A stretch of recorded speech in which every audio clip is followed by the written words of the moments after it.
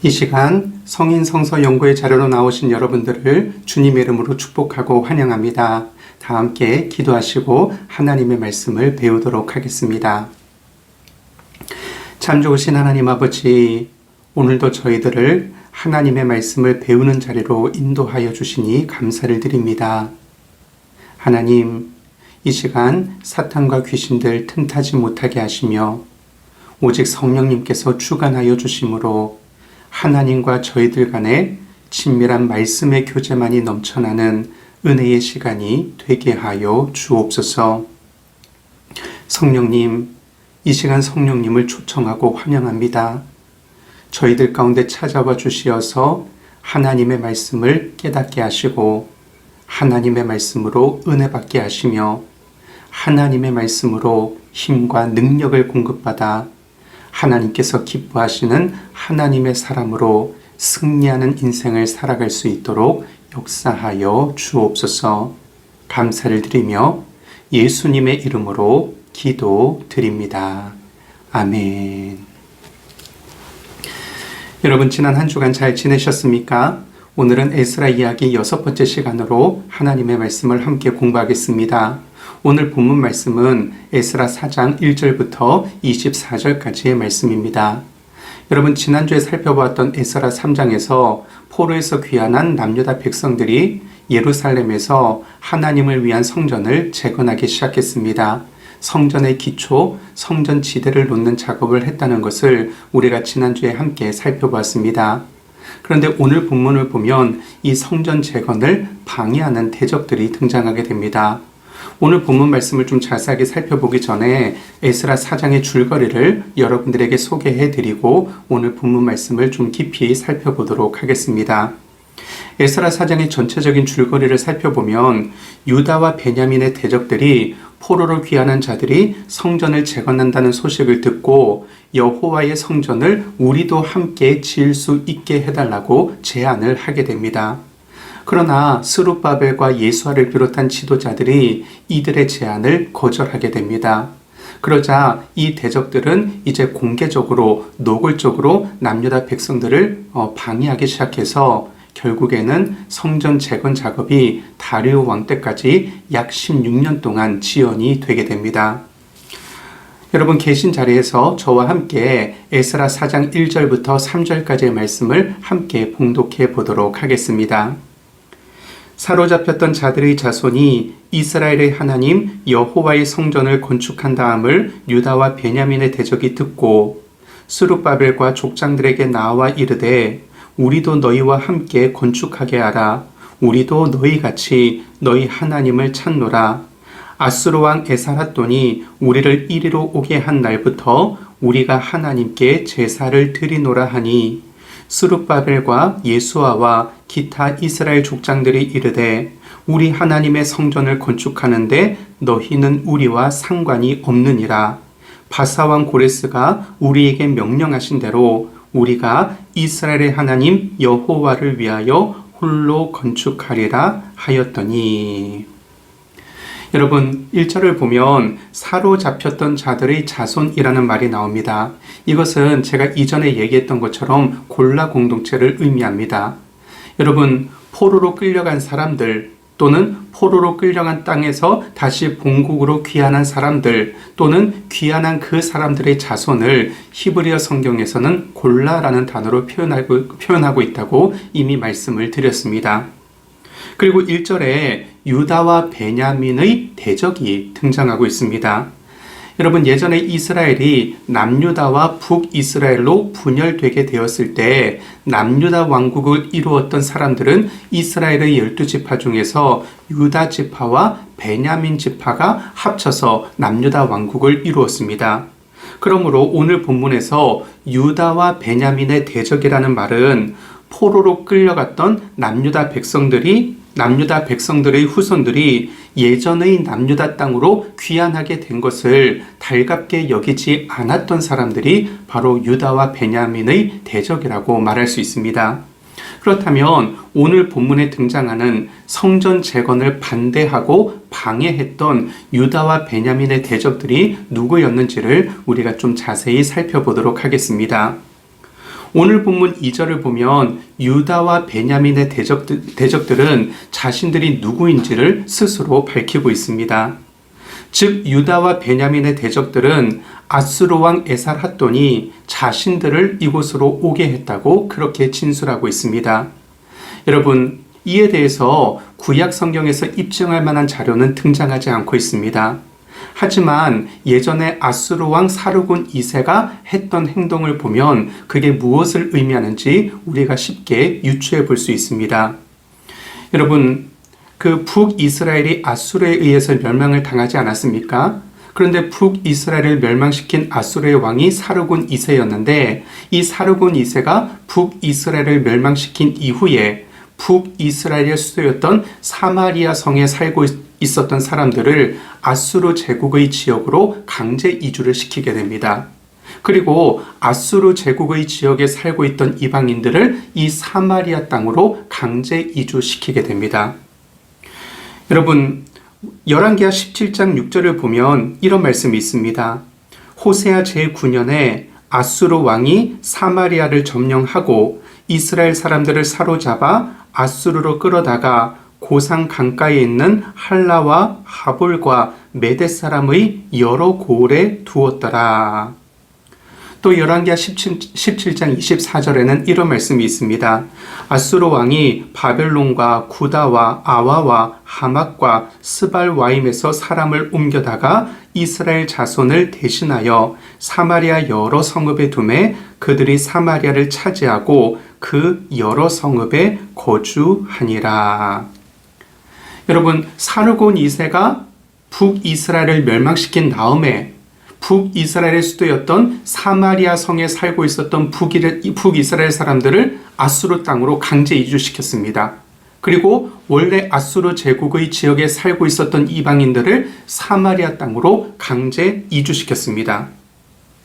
그런데 여러분, 오늘 본문에서는 유다와 베냐민의 대적들이 자신들은 아수르 왕 에살핫돈이 아수르 지역에서 사마리아로 강제 이주시킨 사람들의 자손들이라고 자신들을 소개하고 있습니다.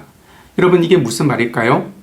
오늘 본문에 등장하는 에살핫돈은 사르곤 2세의 손자입니다. 그렇다면 이 사르곤 2세의 손자였던 에살핫돈이 아수르 왕이 되었을 때에 자신의 할아버지의 정책을 따라서 북이스라엘 사람들을 그 아수르 제국 지역으로 옮기고 아수르 제국 지역에 살고 있었던 사람들을 사마리아로 강제 이주시키는 정책을 한 번 더 펼쳤다는 것을 우리가 쉽게 유추해 볼 수 있습니다. 여러분, 그렇다면 이 사람들은 원래 북이스라엘 사람들이 아니었다는 얘기입니다. 이방인들이었는데 사마리아 땅으로 강제 이주당한 그 사람들의 자손들이 자신들이라고 오늘 본문에서 유다와 베냐민의 대적자들은 자신들을 소개하고 있습니다. 그리고 오늘 본문 4절을 보면 유다와 베냐민의 대적들은 그 땅 백성들이라고 소개가 되어 있습니다. 여러분, 여기서 그 땅 백성이라는 말은 히브리어로 암하레츠인데 이 암하레츠라는 말은 바벨론에 끌려가지 않고 남유다 땅에 남아 있었던 사람들을 의미합니다. 다시 말해 이들은 폐허가 된 남유다 땅을 소유하고 경작하면서 땅의 소산으로 먹고 살아가던 사람들이었습니다. 이들은 바벨론 포로 기간 동안 그 땅의 새로운 실제 소유주가 된 사람들을 의미합니다. 여러분, 남유다 왕국은 바벨론에 의해서 멸망을 당하지 않았습니까? 그런데 남유다를 멸망시킨 바벨론은 남유다 백성들의 대부분을 바벨론 제국으로 포로로 끌고 갔습니다. 그런데 포로로 끌고 가지 않은 빈천한 자들, 가난한 자들이 그 땅에 남게 되는데 이 사람들이 그 땅에 남아서 남유다 땅의 실제 소유주가 되어서 이렇게 밭을 경작하면서 그 땅의 소산물로 먹고 살던 사람들이 되었다는 것입니다. 그렇다면 여러분, 오늘 본문에서 유다와 베냐민의 대적은 크게 두 부류의 사람들이라고 이야기할 수 있습니다. 한 부류는 북이스라엘이 아수르에 의해서 멸망을 당할 때 아수르 왕의 강제 이주 정책에 의해서 아수르 제국의 지역에서 살던 이방인들이 사마리아 땅으로 강제 이주가 되었는데 이 사람들의 자손을 의미한다고 볼 수 있습니다. 그리고 또 다른 대적은 남유다 땅이 바벨론에 의해서 멸망을 당했는데 멸망을 당한 후 남유다 백성의 많은 사람들이 바벨론의 포로로 끌려갔지만 포로로 끌려가지 않고 그 땅에 남아 있었던 빈천한 사람들, 가난한 사람들, 그 사람들의 후손이 유다와 베냐민의 대적이라고 그렇게 우리가 이해할 수 있습니다. 그런데 여러분, 오늘 본문을 보면 이 유다와 베냐민의 대적들이 성전 재건을 방해합니다. 그런데 하나님의 백성들에 대한 이들의 공격은 세 가지 방법에 의해서 이루어집니다. 첫째는 협상 또는 타협의 방법입니다. 여러분, 이 본문 2절을 보면 이 대적자들이 찾아와서 우리도 성전 재건에 동참할 수 있게 해달라고 제안을 하게 됩니다. 이것은 협상 또는 타협을 하는 것입니다. 그런데 그 제안이 받아들여지지 않자 대적들은 두 번째 방법을 사용하게 됩니다. 그 두 번째 방법이 무엇이냐? 협박 또는 공포 분위기를 조성하는 것입니다. 오늘 본문 4절 말씀을 제가 읽어보겠습니다. 이로부터 그 땅 백성이 유다 백성의 손을 약하게 하여 그 건축을 방해하되. 여기서 손을 약하게 만들다라는 표현은 히브리어 동사 라파에서 나온 것인데 무력하게 만들다, 용기를 잃게 하다 그런 뜻을 가지고 있는 단어입니다. 또한 방해하다라는 단어의 히브리어 뜻은 깜짝 놀라게 하다, 갑자기 두려워지게 만들다 이런 뜻을 가지고 있는 단어입니다. 다시 말해 처음에는 협상 카드, 타협 카드를 내밀었습니다. 근데 이 방법이 먹혀들지 않자 대적자들은 하나님의 백성들을 깜짝 놀라게 하고 갑작스럽게 두려움에 빠지도록 만드는 방법을 써서 공포 분위기를 조성했다는 것입니다. 그래서 우리말 성경에서 쉽게 번역된 쉬운 성경은 4절을 다음과 같이 번역하고 있습니다. 그러자 그 땅 백성이 유다 백성의 길을 꺾어 놓으려 했습니다. 그들은 유다 백성이 성전 짓는 일을 무서워하게 만들었습니다. 처음에는 협상 또는 타협의 카드를 내밀었고 그것이 받아들여지지 않자 협박하고 공포 분위기를 조성했다는 것입니다. 그리고 대적자들이 사용한 또 한 가지 방법은 권력자들을 뇌물로 매수해서 하나님의 백성들이 하려던 성전 재건 사역을 못하도록 만든 것입니다. 이것이 오늘 본문 5절에 기록되어 있습니다. 그런데 여러분, 지금 이 시대에도 그리고 사탄의 다스림을 받는 그 하나님의 백성의 대적자들은 동일한 방법으로 하나님의 백성들을 방해하고 공격합니다. 우리는 이 사실을 잊지 말아야 합니다. 오늘 본문을 보면 바벨론 포로에서 돌아와 성전 건축을 시작한 현장에 갑작스럽게 대적들이 등장하고 있습니다. 분명 성전 건축은 하나님의 백성들이 지난 70년 동안 기다리고 있었던 수건 사업이었고 여호와 하나님을 위한 이 하나님의 백성들의 헌신이었음에도 불구하고 이 좋은 일을 시작하자마자 그들은 대적들의 방해를 직면하게 되었다는 말입니다. 여러분, 우리가 하나님의 백성으로서 좋은 일을 하려고 하고 또 하나님을 위해서 봉사하려고 하고 주님의 몸된 교회를 섬기려고 작정하고 헌신할 때에 종종 우리가 좋은 일을 시작하자마자 그 대적자들에 의해서 방해를 받고 공격을 받을 때가 있습니다. 그때 우리는 왜 하나님, 제가 좋은 일을 하려고 하는데 주님의 일을 하려고 하는데 교회를 섬기려고 하는데 이렇게 공격을 받게 하고 방해를 받게 하십니까? 이런 마음 때문에 낙심하여 주저앉기도 하고 신앙에 대한 깊은 회의감에 빠지기도 하고 무력감의 포로가 될 때도 있습니다. 그렇다면 여러분, 우리가 하나님을 위해서 일하려고 할 때 우리를 방해하는 세력, 우리를 공격하는 세력을 만나게 되면 우리는 어떻게 대처해야 하겠습니까? 먼저 우리는 대적들의 방해를 예상하고 있어야 합니다. 여러분, 우리가 하나님을 위해서 일하려고 할 때 또는 교회를 위해서 봉사하려고 할 때 좋은 일로 이웃들을 섬기려고 할 때 결코 어려움이 없을 것이라는 그런 낙관적인 생각은 우리가 좀 버릴 필요가 있습니다. 여러분, 하나님과 하나님의 일을 방해하는 마귀라는 존재가 정말 성경에서 증언하는 것처럼 지금도 살아서 활동하고 있는 존재라면 그 사탄이 하나님의 백성들이 하나님의 일에 헌신하는 것을 좋아하겠습니까? 싫어하겠습니까? 당연히 싫어할 것입니다. 그렇다면 하나님의 백성들이 하나님의 일을 하려고 하는 것을 사탄이 방해한다는 것은 오히려 쉽게 예상할 수 있는 일이고 당연한 일이라고 말할 수 있습니다. 왜 그렇습니까? 하나님의 일을 방해하는 것, 하나님의 백성들을 공격하는 것, 그것이 바로 마귀가 이 땅에 존재하는 이유이기 때문입니다. 성경은 흔히 마귀의 방해하는 계교를 가리켜서 간교한 계략이라고 그렇게 표현하고 있습니다. 신약성경 에베소서 6장 11절 말씀입니다. 마귀의 간계를 능히 대적하기 위하여 하나님의 전신갑주를 입으라.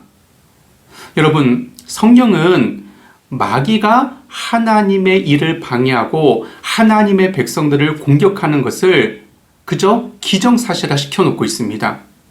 그리고 마귀가 공격하니, 마귀가 너희를 방해하니 너희들은 하나님의 전신갑주를 입으라라고 하나님의 백성들에게 교훈의 말씀을 주시고 있습니다.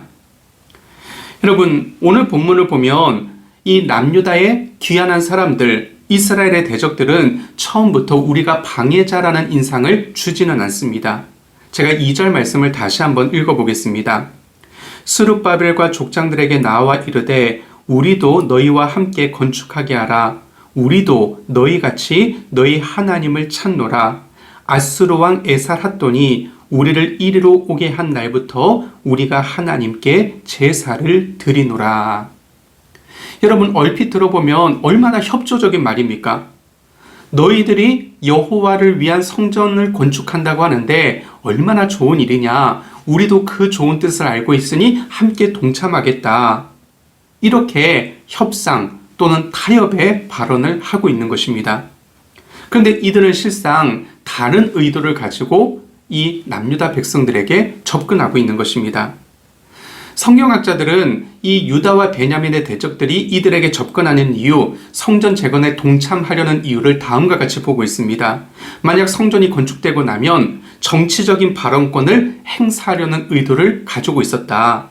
또 하나, 이들이 본문에서 우리도 하나님을 예배하는 자들이라고 표현하고 있지만 사실 이들은 다신론자들이기 때문에 하나님을 그저 그들이 섬기는 여러 신들 중 하나에 포함시켜서 하나님께 제사 드리려는 의도를 가지고 있었다. 그렇게 성경학자들은 이야기하고 있습니다. 여러분, 이 대적자들은 실로 교묘한 전략을 가지고 자신을 광명의 천사로 가장시켜서 혼란을 초래함으로써 이 하나님의 사역을 방해하고자 한 것입니다. 그리고 광명의 천사로 가장하는 이 교묘한 전략이 먹혀들지 않자 이들은 위협하고 공포 분위기를 조성하게 됩니다. 그리고 끝내는 힘 있는 사람들에게, 권력자들에게 뇌물을 주어서 하나님의 백성들이 하나님을 위한 일을 하지 못하게 만들도록 그들을 공격하고 방해하게 됩니다. 여러분, 우리가 하나님의 일을 하는 데 있어서 얼마든지 방해가 있을 수 있습니다. 우리가 주님의 몸된 교회를 섬길 때 얼마든지 우리를 공격하는 사탄의 공격이 있을 수 있습니다. 우리는 이런 대적들의 방해와 공격을 늘 염두에 두고 주님의 몸된 교회와 하나님 나라의 일을 감당해야 할 것입니다. 또한 우리는 이 어둠의 시간들을 잘 인내해야 합니다. 오늘 본문 24절 말씀을 제가 읽어보겠습니다. 이에 예루살렘에서 하나님의 성전 공사가 바사왕 다리오 제2년까지 중단되니라. 여러분, 대적자들이 그 페르시아 제국의 관리들과 페르시아 왕의 마음을 결국에는 움직여서 이 성전 건축이 주전 536년에서 520년까지 약 16년 동안 중단되게끔 그렇게 만들었습니다. 여러분, 하나님께 제사 드리는, 예배 드리는 성전을 재건하려는 좋은 일을 시작했는데 시작하자마자 성전 건축이 중단되게 되었습니다. 그리고 그 중단이 16개월도 아니고 무려 16년 동안이나 중단되었습니다. 이런 시간들이 이스라엘 백성들에게는 얼마나 좌절의 시간이요, 고통의 시간이었겠습니까? 이제 애들은 아무것도 할 수 없었고 그저 손을 놓고 하늘만 쳐다볼 수밖에 없는 상황이었습니다. 그런데 여러분, 이렇게 의욕적으로 시작한 모든 일이 결국에는 아무런 결과를 맺지 못하게 될 때 과연 이들의 사역을 실패했다고 우리가 그렇게 말할 수 있겠습니까? 여러분, 역사의 교훈은 때론 하나님이 당신의 백성들에게 기다림의 시간을 갖게 한다고 우리에게 알려주고 있습니다. 그리고 하나님께서 하나님의 백성들로 하여금 기다림의 시간을 갖게 하실 때에 하나님의 백성들이 해야 할 일은 낙심하지 말고 잘 인내하고 그 시간들을 기다려야 한다는 것입니다. 여러분, 쉽게 끝날 것만 같았던 코로나 상황이 계속해서 진행이 되고 있습니다. 그러면서 우리의 마음속에 언제 다시금 일상으로 복귀할 수 있을까? 과연 예전처럼 하나님을 예배할 수 있을까? 과연 예전처럼 주님의 몸된 교회와 하나님의 나라를 위해서 내가 열심히 일하고 봉사하고 헌신할 수 있을까? 우리 마음에서 회의가 들기도 합니다. 그러나 여러분, 성전 재건을 16년 동안이나 중단되게끔 사탄이 방해했지만 결국 하나님께서는 하나님을 예배하는 성전을 지을 수 있도록 그렇게 그 귀한 자들에게 역사해 주셨습니다. 하나님께서 이 코로나 시간을 잘 인내하며 견디고 있는 우리에게 언젠가 자유로이 하나님을 예배하고 주님의 몸된 교회에서 마음껏 하나님을 섬길 수 있는 시간을 우리에게 허락해 주실 것입니다. 그 시간이 올 때까지 우리가 해야 될 일은 무엇입니까?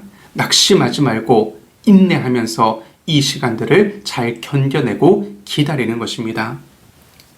그런데 여러분, 오늘 본문에서 유다와 베냐민의 대적들, 다시 말해 골라 공동체의 대적들이 자신들도 함께 여호와의 성전을 건축할 수 있게 해달라고 제안했을 때 왜 골라 공동체는 이 제안을 받아들이지 않았을까요?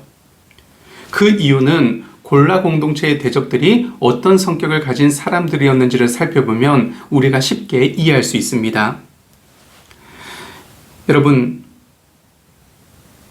땅의 백성들, 즉 사마리아의 본거지를 둔 대적자들의 방해가 교묘하게 시작되고 있습니다. 그리고 이 대적자들은 자신들을 에살핫돈이 사마리아로 강제 이주시킨 아수르 제국에 살던 이방인들의 후손임을 밝히면서 우리의 조상들도 사마리아 땅에 정착한 이후부터 여호와 하나님을 계속해서 섬기고 있었다고 그렇게 이야기하고 있습니다.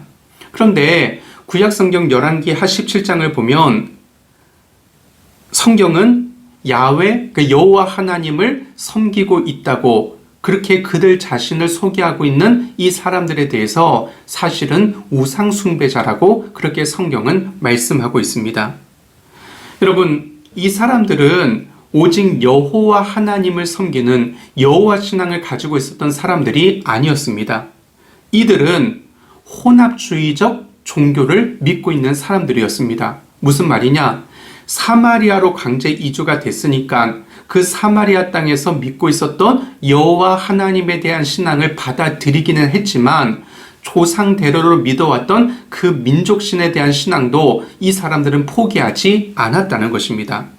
그래서 골라 공동체 입장에서 보면 골라 공동체는 여호와 하나님만을 순수하게 섬기려고 하는데 지금 함께 성전을 짓겠다고 찾아온 사람들은 여호와 하나님도 섬기지만 조상 대대로 믿고 왔었던 우상도 섬기던 사람들이었기 때문에 골라 공동체 입장에서 볼 때는 이들과 함께 할 수 없었던 것입니다. 그래서 이 대적들이 성전을 함께 짓자고 제안했을 때 골라 공동체는 그것을 거절했던 것입니다.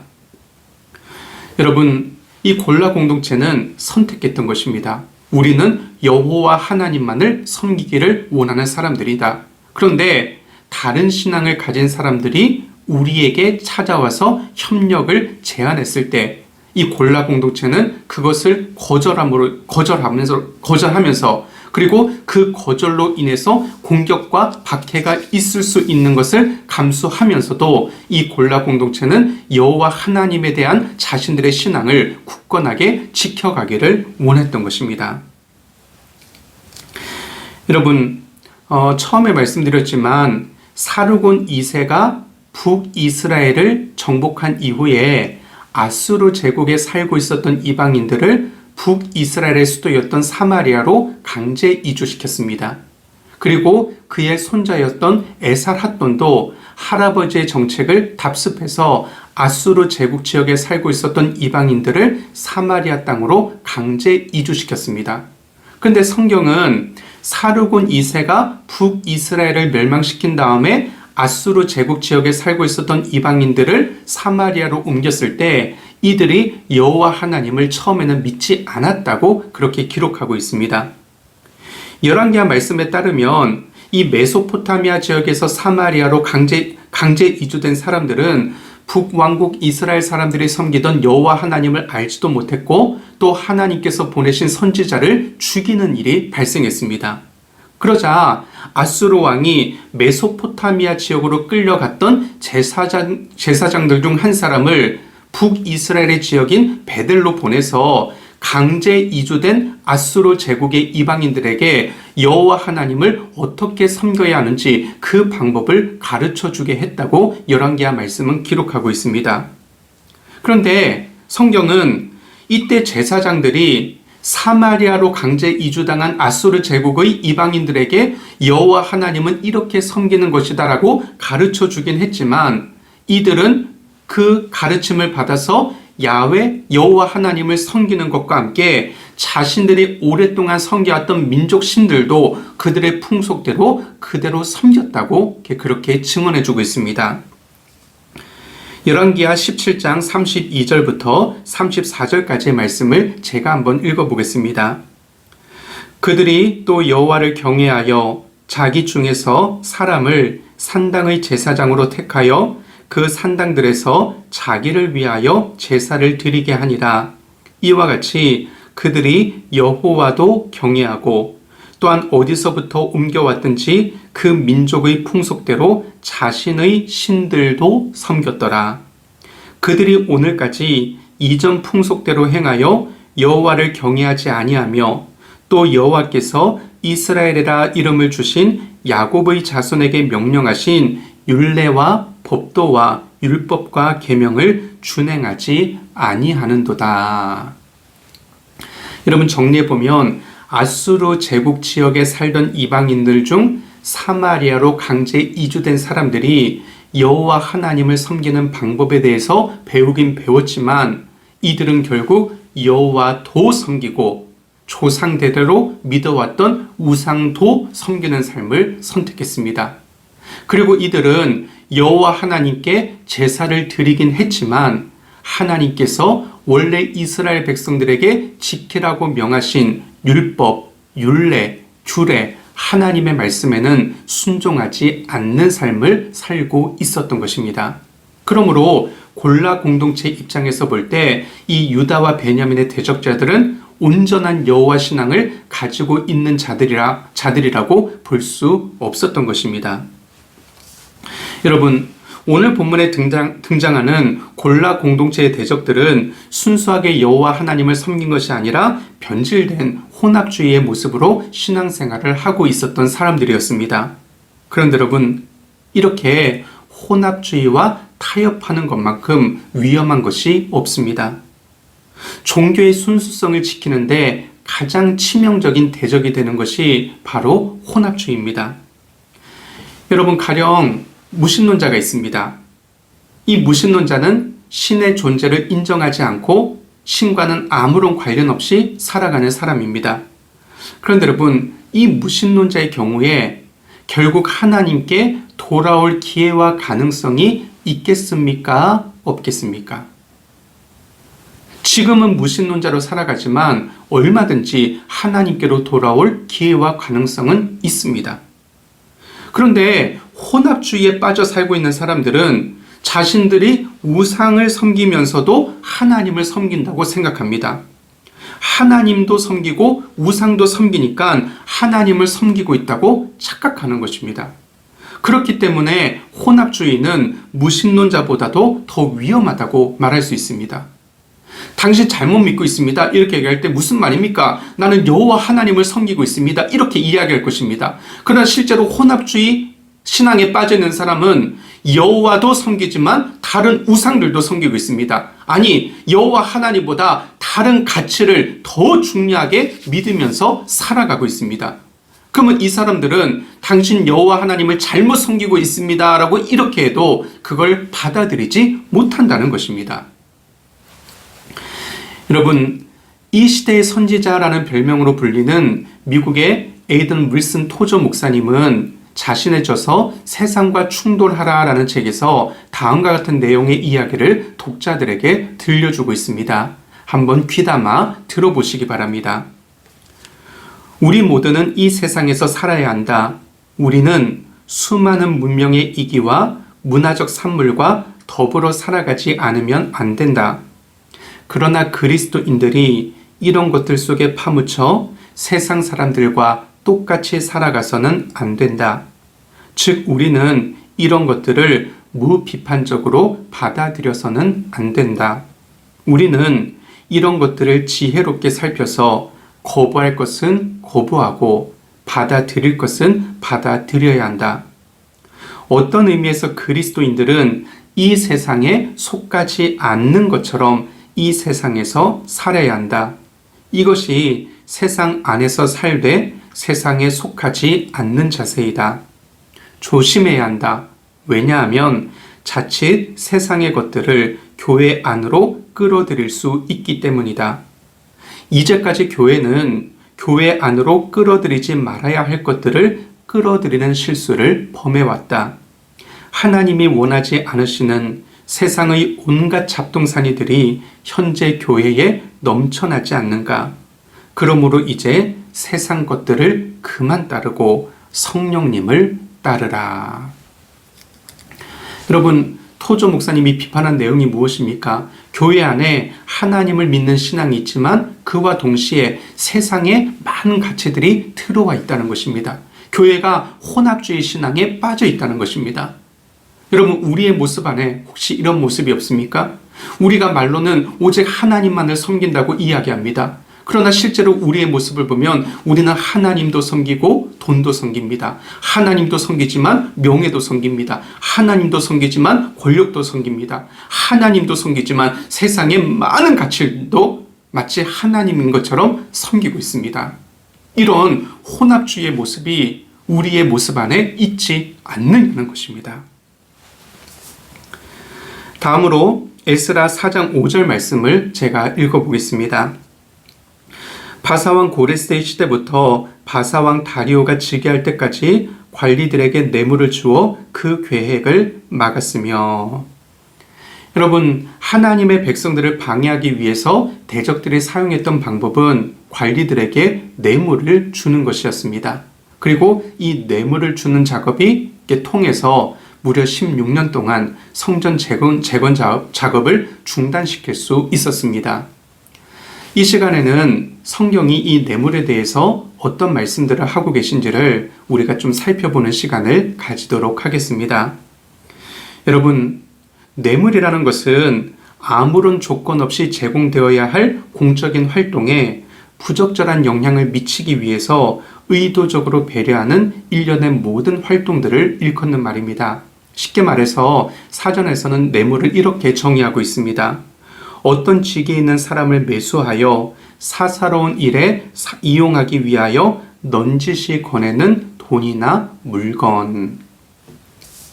여러분, 세상 어떤 나라도 뇌물을 주고받는 나라는 없다, 이렇게 말할 수는 없을 것입니다. 그러나 모든 나라에 뇌물을 주고받는 문화가 있다고 해서 뇌물을 정당한 것이라고 이야기할 수는 없습니다. 뇌물을 주고받는 것은 언제나 불의를 전제하고 있습니다. 뇌물을 받는 사람의 입장에서는 불로소득을 허용하는 것이고 뇌물을 주는 자의 입장에서 보면 자신의 이해관계를 얻기 위해서 부당한 조건 하에서 뇌물을 제공하는 것이기 때문입니다. 여러분, 만약에 뇌물을 주는 사람이 제시하는 조건이 정의로운 것이라면 애당초 뇌물을 줄 이유가 없을 것입니다. 뇌물을 주는 사람은 아무런 조건 없이 뇌물을 주는 것이 아닙니다. 반드시 자신이 원하는 어떤 효과를 기대하면서 뇌물을 주게 되어 있습니다. 그런데 성경은 뇌물을 거절해야 한다고 말씀하시면서 뇌물을 거절해야 하는 이유를 다각적인 방향으로 말씀하고 있습니다. 여러분, 특별히 이 뇌물은 하나님의 속성을 부정하는 것이 되기 때문에 성경은 뇌물을 금지하고 하나님도 뇌물을 원하시지 않는다고 분명하게 말씀하고 있습니다. 신명기 10장 17절 말씀입니다. 너희의 하나님 여호와는 신 가운데 신이시며 주 가운데 주시요 크고 능하시며 두려우신 하나님이시라. 사람을 외모로 보지 아니하시며 뇌물을 받지 아니하시고. 여러분, 하나님은 모든 사람들에게 동일한 하나님으로 나타나십니다. 하나님은 사람의 외형적인 조건이나 하나님께 드리는 제물의 내용이나 양을 가지고 사람을 대하시는 것이 아니라 사람을 있는 그대로의 모습으로 대하시는 분이십니다. 그러므로 사람이 나에게 뇌물을 주나 안 주나 또는 나에게 뇌물을 얼마나 주나 이 수준으로 다른 사람들을 대한다면 그것은 하나님의 속성이나 길과는 다른 모습이 되고 마는 것입니다. 여러분, 성경이 뇌물을 금지하는 또 다른 이유는 뇌물은 객관적이어야 할 판단을 흐려지게 만들기 때문입니다. 출애굽기 23장 8절을 제가 새 번역 성경으로 읽어보겠습니다. 너희는 뇌물을 받아서는 안 된다. 뇌물은 사람의 눈을 멀게 하고 의로운 사람의 말을 왜곡시킨다. 여러분, 뇌물은 객관적으로 판단해야 할 사람이나 사건에 대해서 있는 그대로 판단하지 못하도록 방해하는 요인이 됩니다. 뇌물은 정당하게 진행되어야 할 재판을 왜곡시키고 사회적인 약자들을 억울하게 만들기 때문에 성경은 뇌물을 금지하고 있는 것입니다. 구약성경 이사야 1장 23절을 제가 새 번역 성경으로 읽어보겠습니다. 너희 지도자들은 주님께 반역하는 자들이요 도둑의 짝이다. 모두들 뇌물이나 좋아하고 보수나 계산하면서 쫓아다니고 고아의 송사를 변호하여 주지 않고 과부의 하소연쯤은 귓전으로 흘리는구나. 여러분, 성경이 뇌물을 왜 금지하고 있습니까? 먼저는 하나님의 속성, 하나님의 방식과는 대치되는 모습이기 때문입니다. 그리고 성경이 뇌물을 금지하는 이유는 객관적으로 판단해야 할 사람이나 사건에 대해서 그 판단력을 흐려지게 만들고 왜곡시키는 모습이 있기 때문입니다. 그리고 성경은 이 뇌물을 받는 자의 결국이 어떻게 되는지를 분명하게 말씀하고 있습니다. 뇌물을 받는 자는 저주를 받을 것이라고 성경은 말씀하고 있습니다. 신명기 27장 25절을 제가 새 번역 성경으로 읽어보겠습니다. 뇌물을 받고 죄 없는 사람을 죽이는 자는 저주를 받는다. 여러분, 뇌물을 받고 그에 상응하는 불의를 허용한 사람으로 인해서 고통당하는 사람들의 한이 큽니다. 근데 하나님께서는 불의로 인해서 고통을 당하는 사람들, 그 사람들의 신음소리와 상한 마음을 다 보고 알고 계십니다. 그리고 결국에는 공의로 그 뇌물을 받은 사람들을 심판하실 것입니다. 그렇다면 여러분, 우리 그리스도인들은 이 뇌물 앞에서 어떤 반응을 보이며 살아가야 하겠습니까? 먼저 우리는 이 뇌물을 주고 받는 것에 대해서 분명하고도 단호하게 아니요라고 말할 수 있어야 합니다. 여러분, 뇌물은 중립적인 것이 아닙니다. 뇌물이 선한 것이 될 수도 있고 뇌물이 악한 것이 될 수도 있다. 이렇게 뇌물은 가치 중립적인 것이 아니라는 것입니다. 뇌물은 언제라도 악한 것입니다. 우리 그리스도인의 삶에서 최상의 방책은 정의롭게 사는 것, 정직하게 사는 것, 그리고 신뢰를 형성하면서 살아가는 것입니다. 그러므로 우리는 뇌물을 주고 받을 만한 그러한 상황에 직면하게 될 때에 주저하지 말고 분명하고도 단호한 모습으로 아니오라고 고백할 수 있어야 할 것입니다. 또한 우리 그리스도인들은 사람을 기쁘게 하기보다는 하나님을 기쁘시게 하는 삶을 선택해야 할 것입니다. 여러분, 우리가 뇌물을 주거나 우리가 뇌물을 받게 될 때 기뻐할 사람은 누구입니까? 그 뇌물로 인해서 유익을 얻을 그 당사자 말고는 아무도 없습니다. 근데 하나님께서는 그 뇌물 수수로 인해 손해를 보게 될 더 많은 사람들을 생각하면서 슬퍼하실 것입니다. 여러분, 우리 삶의 목적이 무엇입니까? 우리 욕망을 성취하기 위한 것입니까? 아니지 않습니까? 그리스도인들에게 삶의 목적은 하나님께 영광을 돌리는 것이며 하나님의 마음을 기쁘시게 해드리는 것입니다. 그렇다면 뇌물로 인해서 하나님의 마음을 슬프시고 안타깝게 만드는 일은 우리의 삶에서 없어져야 할 것입니다. 또한 우리 그리스도인들은 자신이 직면한 뇌물의 상황에서 예수님이라면 어떻게 하셨을까를 떠올려 보아야 합니다. 여러분, 우리 예수님도 이 뇌물의 유혹을 받으셨습니다. 그 공생애를 시작하실 때 예수님께서 마귀에 의해서 시험을 받지 않습니까? 그 마귀가 시험한 내용 중에 하나가 나에게 절하면 세상 만국을 너에게 주겠다는 것이었습니다. 다시 말해 나에게 뇌물을 바치면 리베이트로 그 대가로 부귀영화와 안일함과 편안함을 너에게 주겠다고 그렇게 마귀가 예수님을 유혹하고 시험한 것입니다.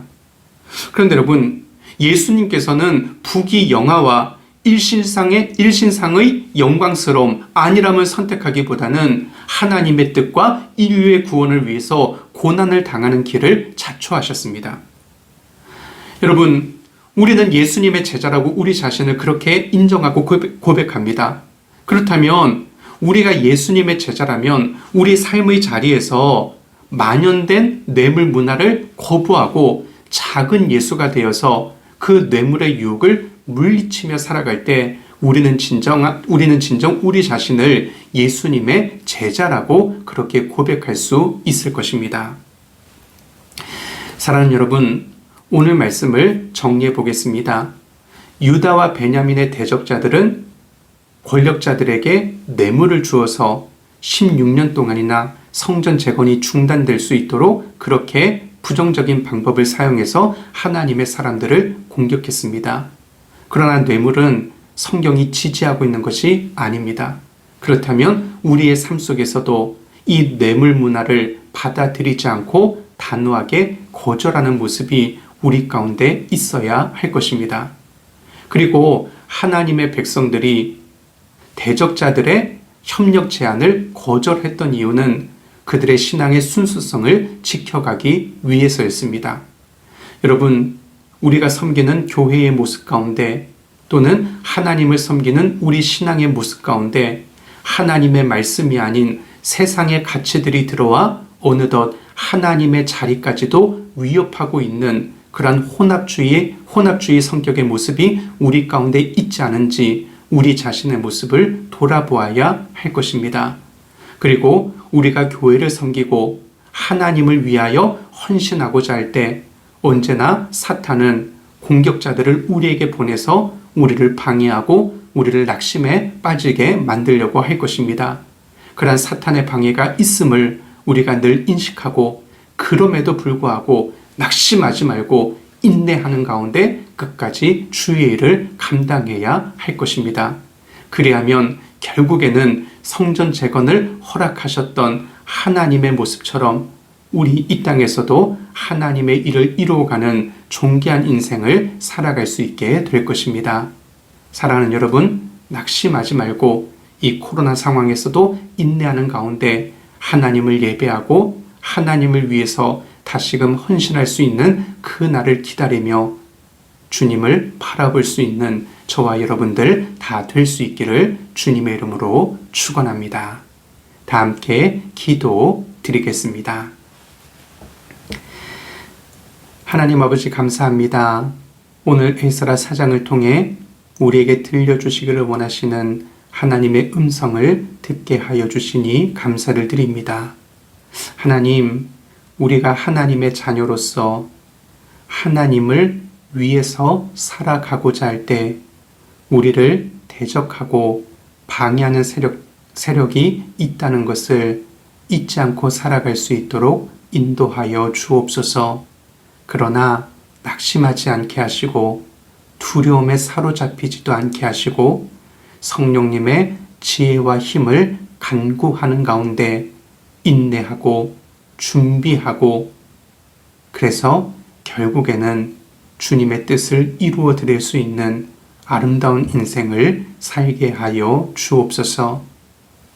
하나님, 하나님만 섬겨야 하는데 어느덧 세상의 가치들이 우상이 되어서 우리의 마음과 우리의 삶을 잠식하고 있는 것은 아닌지 우리 자신의 모습을 되돌아봅니다. 하나님의 말씀만으로 우리의 심령과 삶을 충만하게 채워서 하나님을 향한 우리 신앙의 순전함을 바르게 지켜갈 수 있도록 성령님 우리를 인도하여 주옵소서.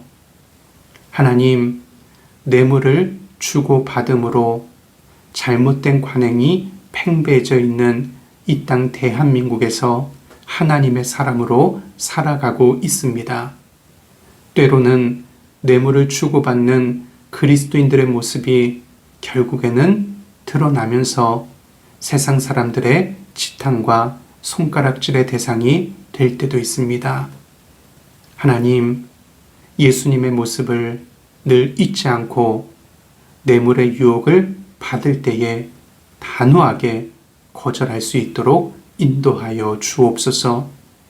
뇌물이 하나님의 일을 성취하는 데 도움이 되는 것이 아니라 오늘 함께 공부한 하나님의 말씀처럼 하나님의 일을 중단시키고 지연시키는 방해가 될 뿐임을 알게 하여 주시어서 하나님께 손해를 끼치고 하나님의 사역에 걸림돌이 되지 않는 저희들의 삶이 될 수 있도록 하나님 우리에게 정의와 정직과 신뢰의 모습을 허락하여 주옵소서.